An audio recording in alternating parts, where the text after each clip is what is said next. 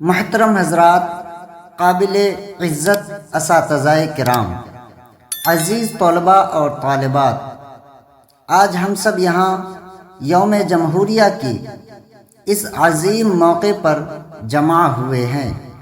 جس دن ہندوستان کا آئین نافذ ہوا تھا، یہ دن ہماری تاریخ میں ایک سنگ میل کی حیثیت رکھتا ہے، کیونکہ اس دن کے بعد سے ہندوستان میں ایک مضبوط جمہوری نظام کا آغاز ہوا تھا۔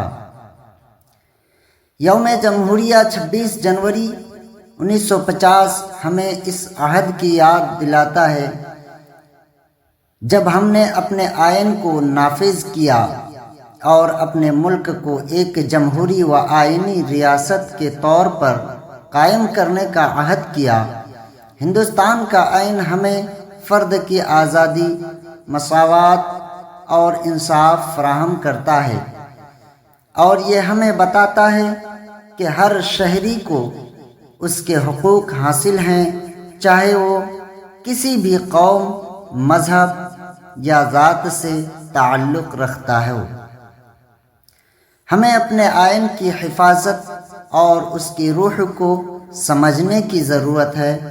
یہ آئین صرف ایک قانونی دستاویز نہیں ہے، بلکہ ایک مقدس عہد ہے جو ہمیں ہمارے حقوق اور ذمہ داریوں کے بارے میں آگاہ کرتا ہے۔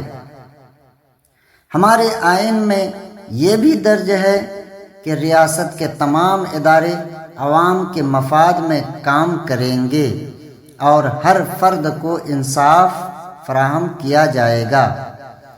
آج کے دن ہم یہ عہد کرتے ہیں کہ ہم اپنے ملک کو ایک مضبوط جمہوری ملک بنانے کے لیے اپنی تمام تر توانائیاں صرف کریں گے۔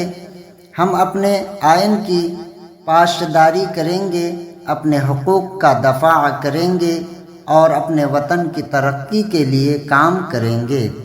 آخری طور پر میں تمام حاضرین سے درخواست کرتا ہوں کہ وہ اپنے ذاتی مفادات کو بالائے طاق رکھتے ہوئے ہندوستان کی ترقی اور خوشحالی کے لیے ایک جمہوری معاشرہ قائم کرنے میں اپنا کردار ادا کریں۔